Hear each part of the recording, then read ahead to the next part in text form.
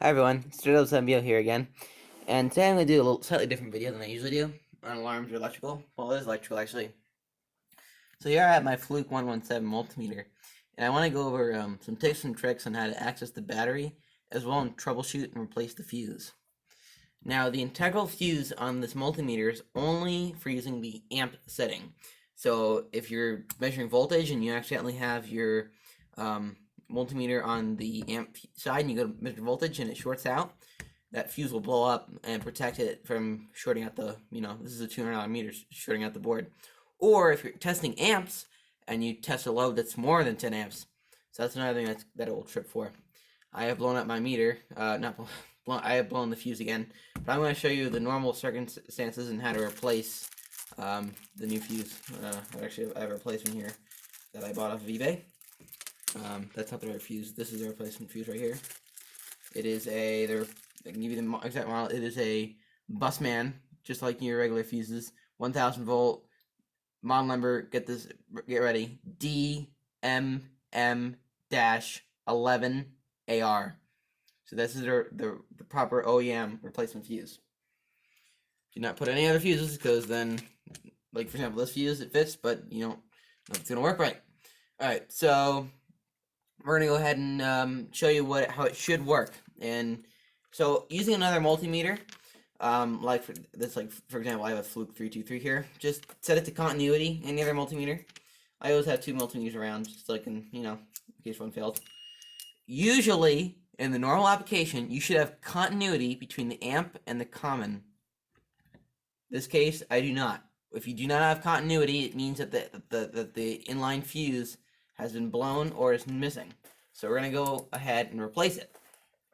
So what you'll need for this is a small number, let's see, this is a Phillips 1 screwdriver, as well as your replacement OEM fuse. Alright, let's make sure that's a good thing. So you want to take off the rubber over mold. So we're going to go ahead and take off the rubber silicone here. Next, we're going to go ahead and replace the battery. You should never work on your multimeter with the power on.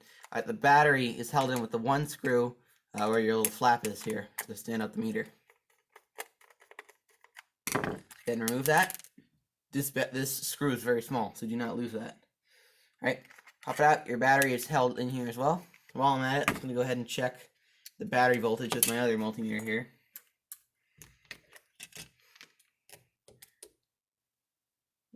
It's getting low, but it's good. It's actually exactly 9 volts. So we're going to go ahead and set that aside. Set our other parts aside. Don't want to lose them, especially that little screw.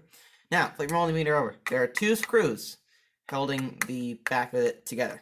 Go ahead and remove them. Once you remove them, the entire clamshell will come apart. So as I remove these screws, these are a different size than what hold the 9-volt battery in place, so make sure you keep those. Now, it just pulls apart. Carefully pull it apart. Now, you will see the back screen, the circuit board, and the replacement fuse, as well as the 3 contacts. So, now, you all also, I'm actually going to grab some. One second, folks.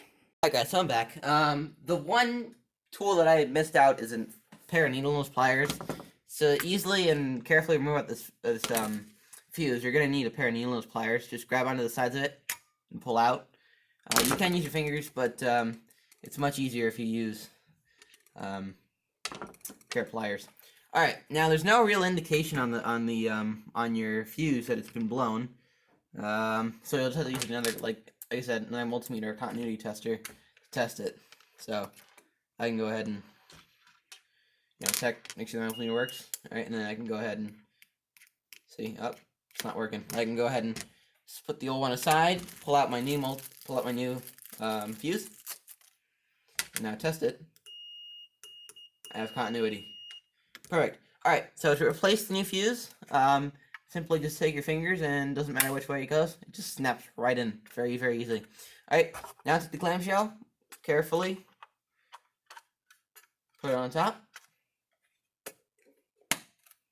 just like that, so at least snugs right in, fits snugly. Replace the 2 screws.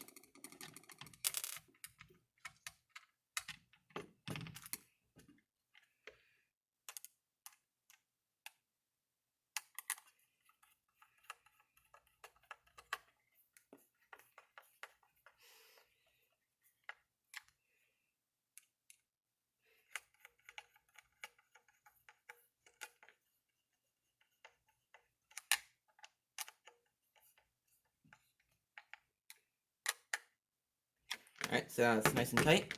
I'll go ahead and grab our 9-volt battery as well as our 9-volt battery holder. Make sure you positive, positive, negative, negative. Make sure you match the correct polarity so don't blow up your meter. Make sure you have your correct polarity. The battery should hold in just like that. And then this part like that. Close it in. Take that little screw.